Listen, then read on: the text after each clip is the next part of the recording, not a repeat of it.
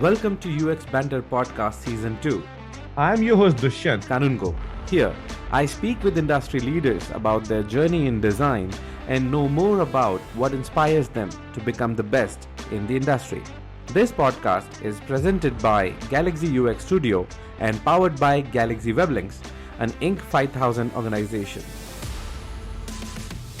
Hello everyone. The artist sees what others only catch a glimpse of. Our guest for today's episode is a gifted artist and a passionate designer. Whether it is in the field of entertainment, finance, or healthcare, he wants to make people's life easier and better through design. Being in the industry for over 27 years, he has worked with brands like Comcast, Evoke, Barclays Digital Health, and many more. Please welcome the Senior Director of UX Design at Comfy, Steve Cleff. Welcome to the show, Steve. Thank you so much for having me. It's wonderful to be here. And I'm just thrilled that this is the first episode which I'm recording outside of the place. I mean, don't worry about the green screen stuff and everything is happening. And I was a little nervous because you have to migrate this stuff because it's monsoon season in India and everything is just floating everywhere. So we have to ensure that we do record it with the consistency of things. Just my black t-shirt is not on for season 2 for the first time, so this is going to be a bit different from the others. But that's where we are. Well, I'm glad I wore my black t-shirt. At least we're keeping it present. All right. So Steve, such a long journey, the prominent path that you have walked on. So how was your journey like? What led you to this moment when you become the senior director of design? Yeah, it was a number of different things. I think a couple of instances of fate definitely played a role. So I went to school for fine art and had been committed from the age of 3 to become an artist, and had just graduated with a fine arts degree and took the first job I could. My wife and I happened to be living in Hawaii, and I knew it was hard to get jobs there. Yeah, it was wonderful. She was going to the University of Hawaii, and what better place to start your life? And so I took the first job I could. It was at a deli. It was the first place I went to lunch. My first day there. I'm from Philadelphia, and as fate would have it, the owners of the deli were from Philadelphia. I had no idea, and they heard my accent. And I saw that they were hiring, and they gave me a job, and I worked there for a few months, and I was trying to get art jobs and make my career there. And I was getting very frustrated. At the same time, I was noticing that there was something new in the world, which was the popular internet. The internet had been around for 20 or so years. The World Wide Web had been around for 6 or 7 years, but it wasn't really well known. True. And it was on my mind. And one day I was talking to a customer, and they seemed pretty interesting. They had also lived in New York. So we had an East Coast connection, which was uncommon. And I asked them what they did. And they said, well, I own a multimedia company across the street. And this was very, unexpected for me. And I said, are you hiring?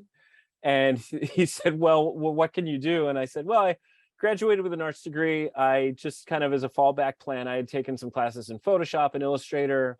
And he said, well, why don't you stop by tomorrow and we'll see what we can do. And so I stopped by the next day, and he gave me an internship. I worked for free. I wound up working 6 days a week, 10 hours a day, but just soaking in so much information. I learned HTML. That is how it started. I mean, generally, if you speak, 90% of the people would say that is the path where the learning curve was steep, and everybody just that's how you learn on the job. Back in the day, there were no design schools specifically teaching design as we know it today. So that was step one, and I became a front-end developer and a designer. And we moved back to the East Coast, and I was working at an agency, and someone there had told me about something I had never heard of called user experience. And I was curious, and I did some Googling, and was just blown away by what it meant. And I had struggled in my career trying to figure out, especially when you're a developer, where do I invest my time? What language do I learn? You know, Sure.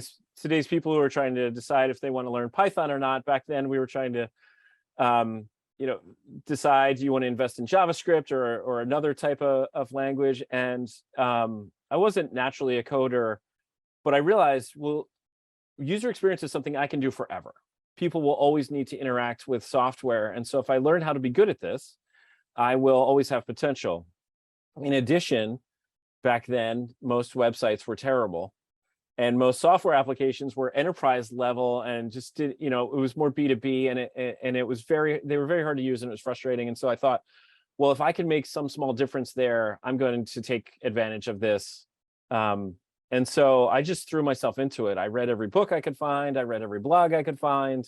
Sure. I took courses, and then I got very lucky in that the place I was at had so much work, but not enough people. I was able to hire other UX professionals to augment my staff. Right, for 6 years at that company, I was the only UX professional, but I was able to hire others, and so they didn't know any better. I just hired the best in the world so that I could apprentice with them. So I hired the Nielsen Norman Group, and I hired a company called Human Factors International, and there were other consultants that I work with. And so when they were on a project, I would just glue myself to their side, and I would do whatever grunt work they needed in exchange for learning how they did these things. In fact, there was a user experience professional who's still working named Michael Summers, and in 5 minutes of watching him work, it just transformed how I would do usability testing and user research. So I really had to cobble it together. And as I said, you know, a lot of it was hard work and recognizing opportunity, but a lot of it I was very fortunate because of fate.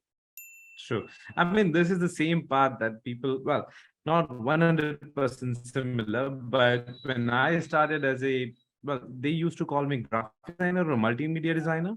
Then it was transformed into web graphics designer, then web designer, then say, hold on a second, web is not just web. Now we have mobile. So they say UI designer. And then somebody was saying that, what are the principle? What is the theory? What is the part which actually makes you learn that how something works? And then comes the experience design part and the theory parts. And, you know, that is a journey pretty much that anybody who has over 10 years of experience, they will tell you that it wasn't the first designation or the path they actually started on. And it acted upon them that, no, this is the way ahead. Because if you don't walk on it, you're definitely going to be left out of the progression of your career. So while doing the research, we came across that you have a condition called synesthesia. Yes. And how does it affect your life, and how does it make a difference, you being a designer? Yeah. So I should explain for people who aren't familiar with it. Synesthesia is a name for a group of different conditions that people can have. What it means is that two senses are intertwined in some way. And there's a variety of different kinds. I have a friend who has a type of synesthesia where he experiences a taste when he hears names. So I have several. I see colors when I think of letters or numbers. I see colors when I hear any sound, right? Our voices, anything, you know, my fan in the background, I see some type of shape and color. And I also see colors when I experience emotions, or I kind of sense, you know, if somebody's in a bad mood, I kind of see some colors that respond to that. And so I use it in my painting quite a bit. I use it for my color schemes. They're very vibrant and bright, and I'm really just painting what I see when I hear music that's appropriate for the theme I'm painting. But when it comes to design, it's very helpful in that, especially when I'm trying to do information architecture or organize things, because I see different topics as different colors. And so I can group information very quickly and see when something's out of place because it's kind of popping up in a different color. It used to help me when I was coding, because the different, especially HTML, Syntaxes would change color.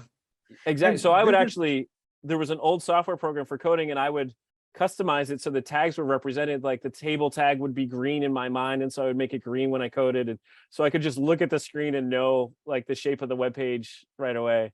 So those are some of the ways that it speeds things up for me. Well, I'm sure that it has its own disadvantages when you actually live with the conditions like this. But just thinking about it, I mean, as UX professionals, we are basically being an impact or understanding how people are suffering from a particular condition. I mean, I was thinking about that, how must person would design something with. So for you, looking at a painting would mean something completely different who else is looking at it. And when you are painting, you're basically writing an essay, because it can simply translate in your head to say a story or words or sentences, and that is something that only people who have actually lived with it can actually translate. But when you just said that the color coding helps with information architecture, organizing of the information, that is something I understand that could help somebody to remember that you see a color and there is information that is associated with that we do understand. And I think that is the closest that our audience or even I personally can actually relate to that. But I do understand that it must be very special. I mean, being in the creative industry and then having that close relationship with colors, amazing. I'm very grateful that I have the condition. It's really not. It can be a distraction sometimes. The only real challenge I have, kind of my kryptonite, is if I'm driving on a highway fast with the windows down, I get kind of a gray haze over my eyes. In my mind, so I keep the windows up. But other than that, it's wonderful to experience, and it does help. And you bring up a good point, which I hadn't really considered in this context, which is it does help when I do research. I can because when you're a researcher, there's different kinds of research. In UX, you're really either doing needs research or usability testing. And in needs research, you're looking for some type of emotional trigger response, right? There's a real opportunity there. When people get frustrated, you can say, oh, well, here's an opportunity for technology to make their lives better. Here's an opportunity for better design to reduce friction or pain points, all those tools that we use. And so it is easier for me. I kind of see a flare up of color when somebody's starting to get frustrated or remember a time when they struggled.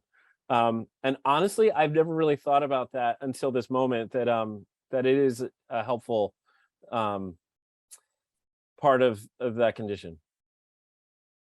Just to give you a counter anecdote for it, I was just speaking with a colleague of mine like 4 days ago, and then he said that I don't understand design. I said, what do you mean that you don't understand? So he just gave an example of something that happened a week ago to him. So he took a design from us. He's a development project manager, and he actually showed it to a client. And client just started the design, looked at it and said, why have you used the color red here? And this guy was like, I have no idea if there is red in this design. And that's when we all realized that he was colorblind. I'm like, oh, wow. So that's when, because he just showed a mock, and that is when we realized that was the one reason why the mocks were never getting converted to the implemented design, because that's fascinating. I mean, if he had the clue that he is a different color, he would copy the code in his development. But because he wasn't able to translate the design, and that's when it became evident, then like 20 different complaints that I had in my mind, they just washed away. It is just to understand about the empathy and the way we are delivering. He's a brilliant coder. He's an amazing professional at things that he does. But our complaint was that he wasn't able to translate the design. And when he said that I don't understand design, it wasn't like he didn't understand. He didn't know that he couldn't see color. And then when he said he can't see red on the screen, and I'm like, how hard his life must be when you can't do that.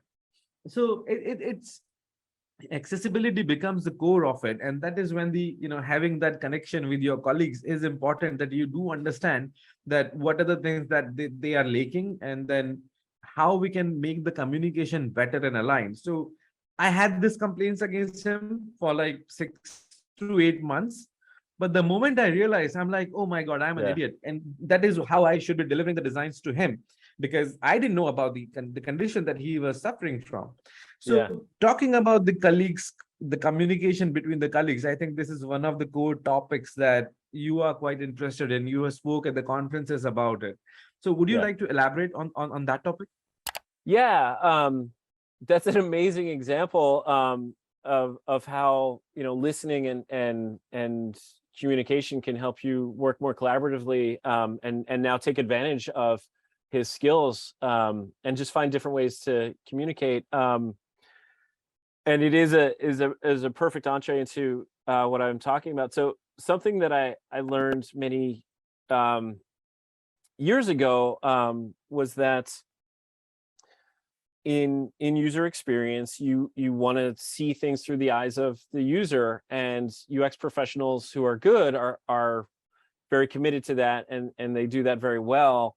But I've noticed not always when they're working with their coworkers, right? When their coworker is the user, right? So you've brought up an interesting point. If you don't mind, I'll probably use that example in the future.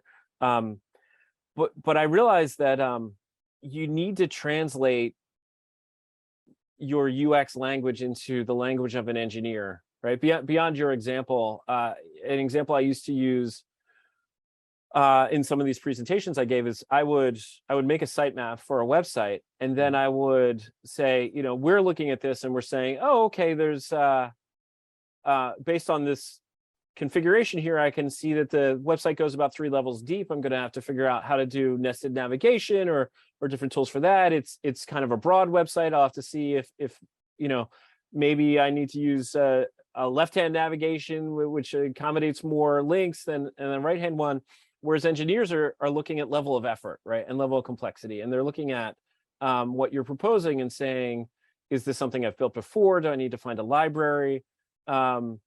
And people who are in business are looking at this and just saying, this website really only exists so that I can either sell a product, or I can generate a lead, or whatever business challenge they have. And so I started changing sitemaps to accommodate not only the UX specifications, but things that would matter to engineers as well. So I would identify areas where we needed back-end development in addition to front-end development, little notations there.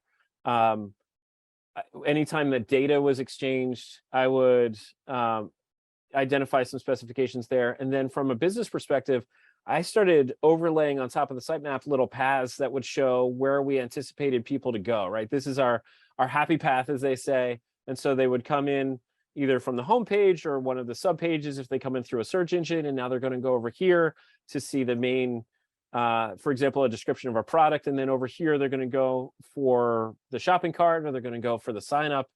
And that way, when I presented it to someone who cared about business, they could see, oh, my business goal is being achieved here, because they don't know how to read a sitemap.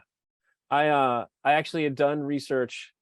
I'm just remembering now where this started. I had done research with a friend of mine who was a colleague, and they went and became a client. And I said, what can we do to do a better job for clients? And they said, well, clients don't know how to evaluate design. They don't know how to evaluate sitemaps. It's not something that they see often. And so that really started me down this path of, how can I think about what's important to them and then weave it into my UX deliverables? So I'm not just talking to myself. I'm not just making these things for me, because anyone who's been in UX for more than 5 minutes realizes that the easy part is figuring out what to do, figuring out the design. The hard part is getting everybody to buy into that design that is going to be best for the user. And so, absolutely. I'll tell people when I'm training them, when they're new to the industry, you'll spend 5 minutes figuring out the answer, 55 convincing everybody that you're right. And so one way to do that is right, just to set up their expectations. They know what they're in for when they get started, right? It's not just the glory of happy users. It's a lot of hard work of advocating for what makes sense, right? And so to make that easier, if you can go to someone from a different perspective, right? Whether they're in product or they're in engineering, and say, hey, I'm going to achieve your product goals by what I've designed, or I understand where your strengths are as an engineer, and I've taken that into account in my design, they'll nod their head and you'll get started, and you can spend time doing the fun part, which is the work, as opposed to the part that nobody enjoys, which is the meetings where you're talking. True. This is, I think we just got the quote of the episode when you said that the 55 minutes and the 5 minutes thing and the 15 minutes go convincing people. I think that I really found hilarious, and I think that is the quote that we can take from the entire experience. And that is true. I mean, you have to be very clear in your communication, and IA especially bring a lot to the table, because even the clients, even when we have the expectations straight that this is what they want, but actually when you're actually counting screens, the IA actually becomes the primary tool to help you understand that how the application will flow, where every single page or the node is nested and placed in the hierarchy of the entire application. And that is, I think, fundamentally, it brings down to the point that you need to spend a lot of time in the information architecture itself. If that is settled, we all agree what on the pages and the screens are going to be. We understand the relationship they are going to have with the user stories, and then we can just number them out and add details to it. So you have the solution even before you go to any consolidation stages.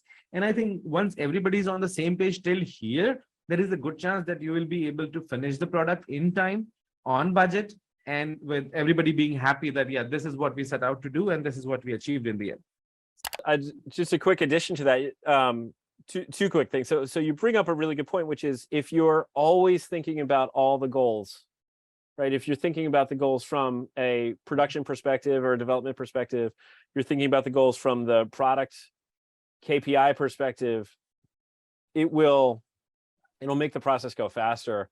And the last thing I want to say is, so I spent some time talking about it from a web perspective.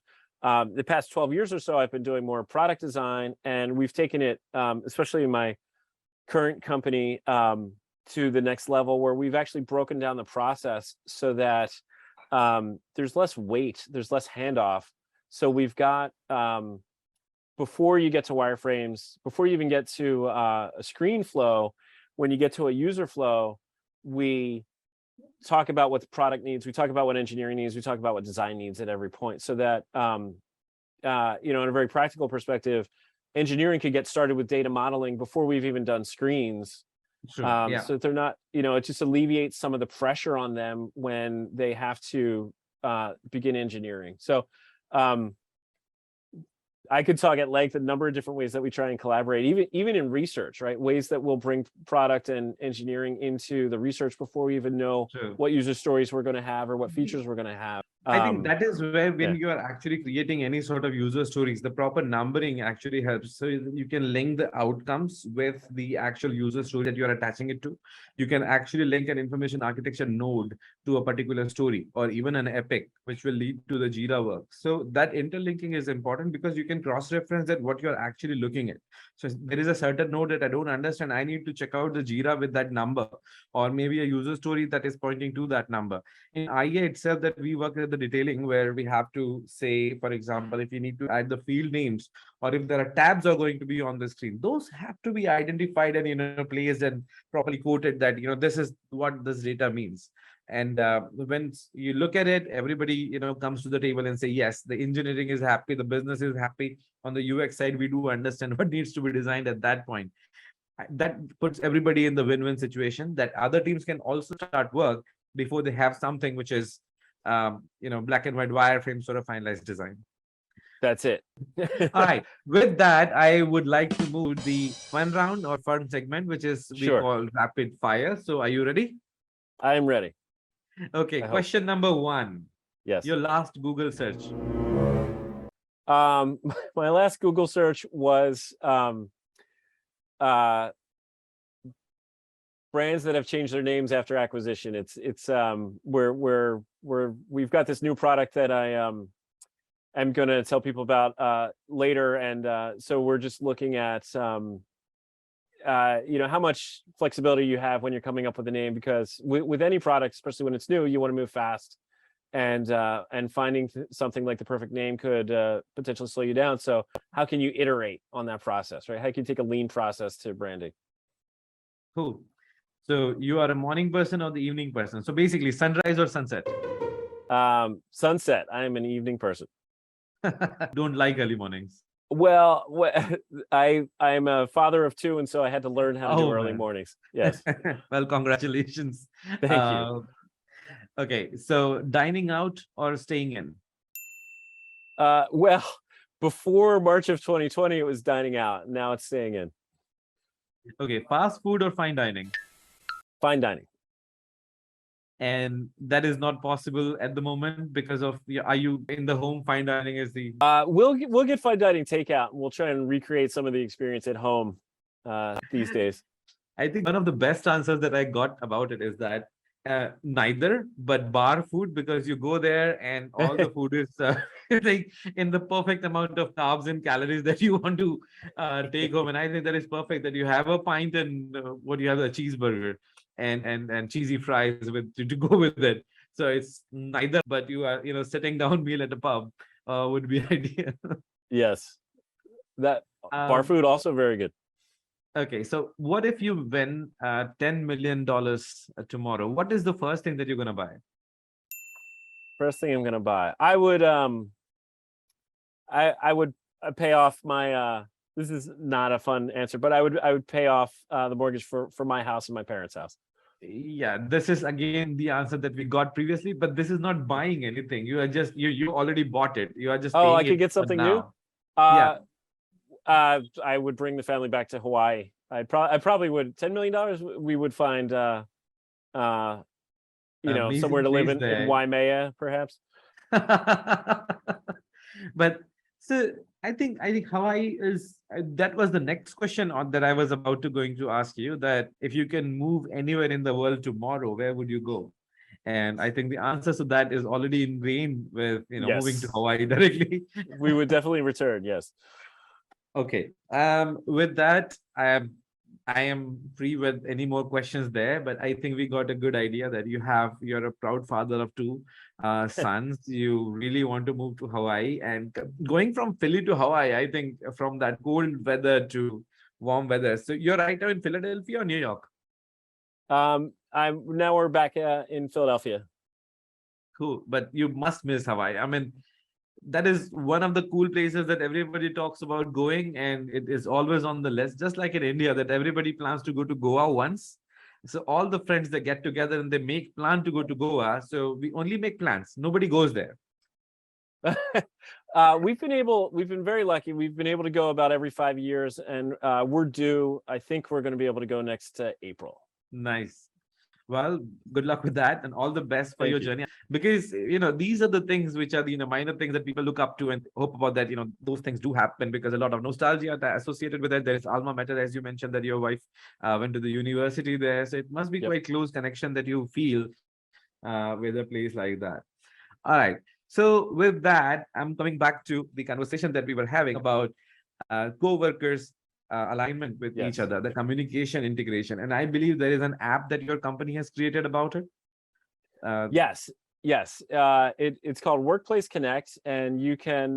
We're doing an early access sign up right now, so you can go to www.getworkplaceconnect.com, and we saw a need as everyone in the world is trying to figure out how to work now, that it's not easy to figure out. Different companies have different policies, and this product is not really for a company where there's a set schedule. We do have a product that makes it more enjoyable to be at work. It's the Comfy app that we have, but this product is for when there's no set policy, and it has fallen on the team manager to figure out when's the best time to come into the office, what's the best group of people to come into the office with, how do we coordinate, how do we let people know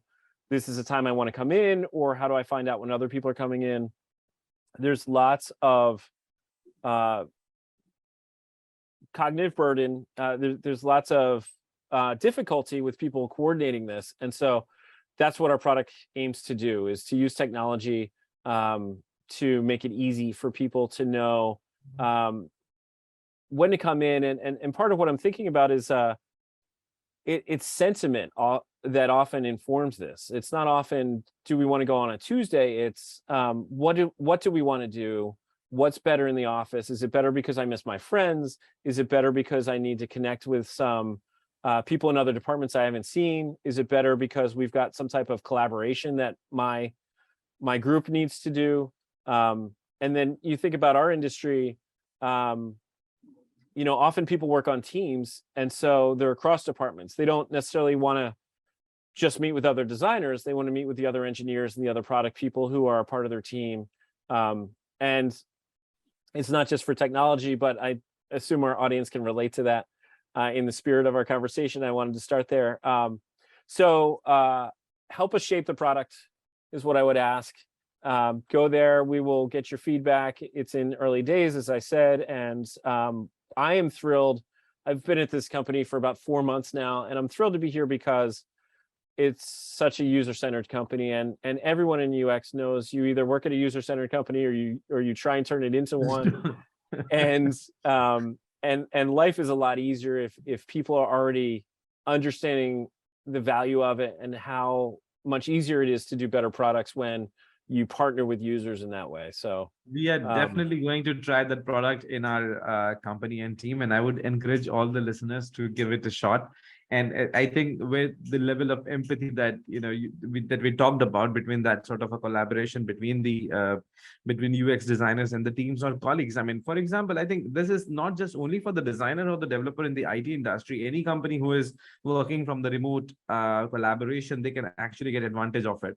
So I think it's a great idea to have, and I think everybody should definitely will get benefited from it.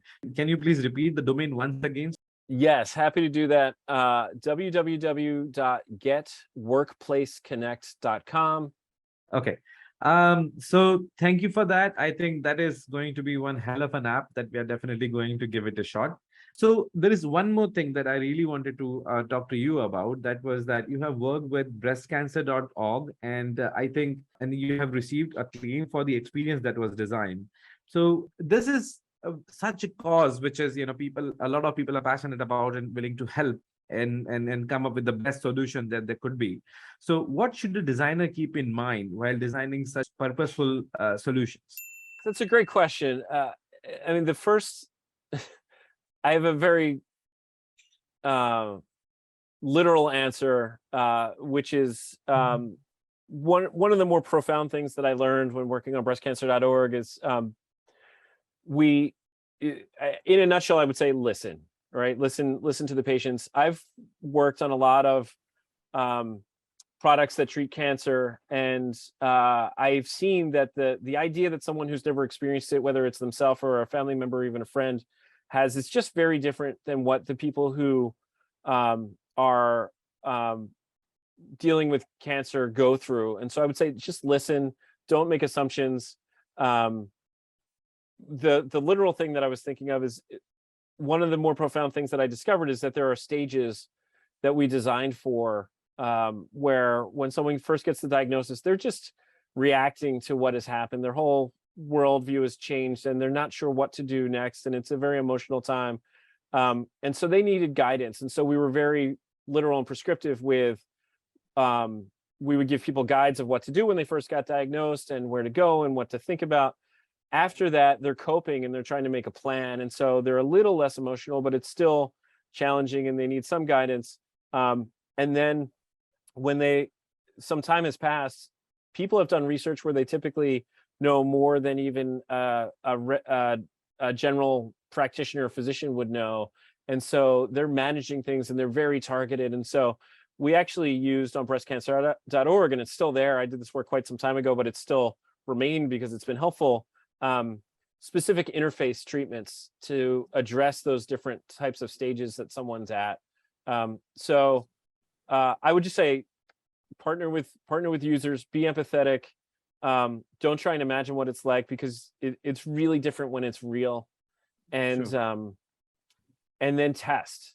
The greatest experience I ever had as a designer was testing with a patient who used the site after we had launched our redesign, and they said, if I had had this site, I think I would have gotten different treatment than I got. And that's in many ways what it's all about, is just trying to improve someone's life. And the people who did have that website after that hopefully had a higher level of comfort and confidence of what they needed to do.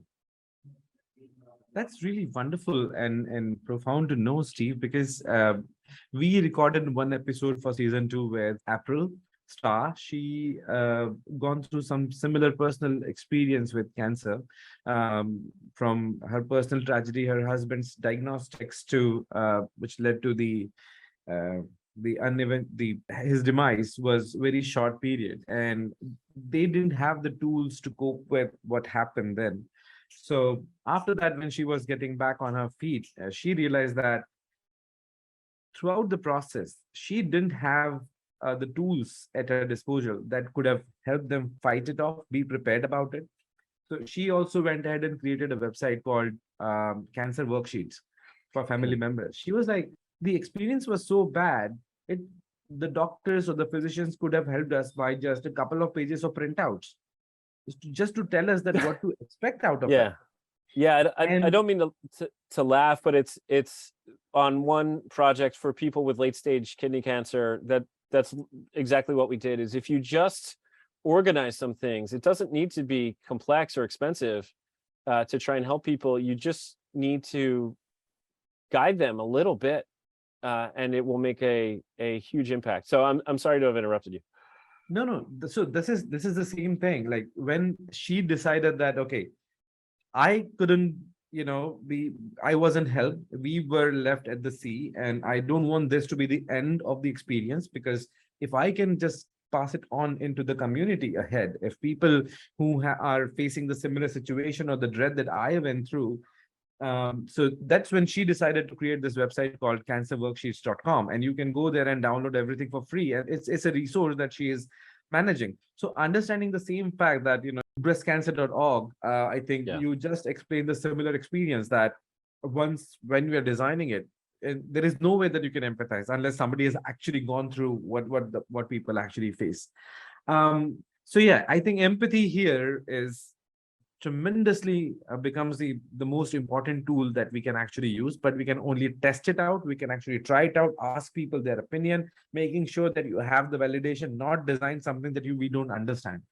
And that is 100% accurate explanation that you just provided, that make sure that it is tested, make sure it is validated, and ensuring that you are talking to the similar stakeholders at various stages so that they do understand that what was it before and how is it at the given point when it is completed and finished and implemented. All right. With that, may I ask that what your advice would be to the budding designers who are just starting the career out, and then they're looking up to you, because 27 years in such a wide industry is a big and long time. So I'm not saying that you're old though. Well, but yeah, I've done a lot, and so I've learned a couple of things, and I do like to mentor people. I pretty regularly get requests of, hey, I'm thinking about getting into user experience. What should I do? The first thing that I do, I'll try. There's so much to talk about. I'll try and narrow it down to 2 things. The first thing that I do is explain to them something that I did not understand for a while, and you had touched on this early in our conversation, which is there are different aspects to UX. UX is a big bundle, and what you're talking about are people think of user interface design often when they hear about UX. Sometimes they'll think about information architecture, but what they don't often think about is the human factors aspect of it, and that's really important. The way that I would summarize that is, if you think about a chair from an interface perspective, the chair is its design, it's the aesthetic. From an information architecture perspective, the chair is made up of fabric and metal and plastic, but it only becomes a chair because people sit on it, right? How it's used. And that's the human factors aspect of it. And so I would, the first thing that I tell them is, some people work long enough to get to spend time in all these areas, which is what I was fortunate enough to do. I kind of started at UI, and then I went into IA, and then I went into the UX and the human factors strategy of it. And then I learned how to do research. but you can't do that all at once. It's too much. And so find the one that is most that you are most passionate about and start there. And you may be fine doing that for the rest of your career. There's plenty of work to do there, but you also might want to move on. But don't, first of all, understand that it's made up of multiple things, and then start with one before you try and do them all. So that's the first thing I would say. And then the second thing I would say is ask for help. That is how I got to where I was. Oh my God. Trust me, that's not just for the freshers. That is for everyone. I mean, designers walk with such a big ego that, asking for help becomes the most difficult thing for any designer to have. And that advice will take you far. If you are starting out, if you are a senior one, even 20, 25 years. Yeah. I think that is amazing advice to actually keep in mind. So there you thank go. you for that. Yeah, absolutely. All right. So I think both ways it's quite cool that starting and making sure that you find something that you're passionate about. If you want to try a couple of things at the beginning, do it.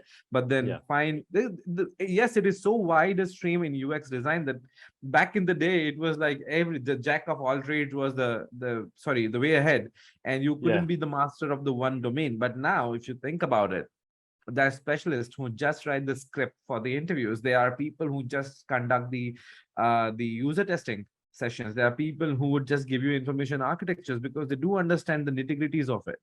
And somebody who is sitting down with designing the entire brand guidelines, they have this niche command over the medium that you have to trust them that yes, it is possible. Now think about this: graphic designer, there is UI designer, brand designer, and then comes motion artist. Now they actually change the game 100% when they are coming into the mix, and that is why any team would be happy to have the sort of variety to carry on, rather than relying on one person to actually do the designing and the angular coding as well.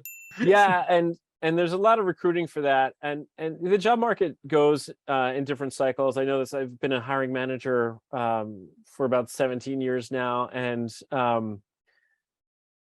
it's an employee's market for now. It may change. And when it's an employee's market, you can specialize. When it's in more of an employer's market, then they ask you to do everything. The job of 6 people. Just make sure that you are talking to a place that understands the value of these different things. That if they ask you to do 6 people's jobs, and if you are willing to do that in some ways it'll be as 6 as good as if you were allowed to just specialize. And so just make sure that the expectation is understood there. I did think of one more thing, if I can sneak this in. Yeah, please. Advice I got not directly from Jacob Nielsen, but I heard him say it many years ago, and it really informed a lot of my decisions.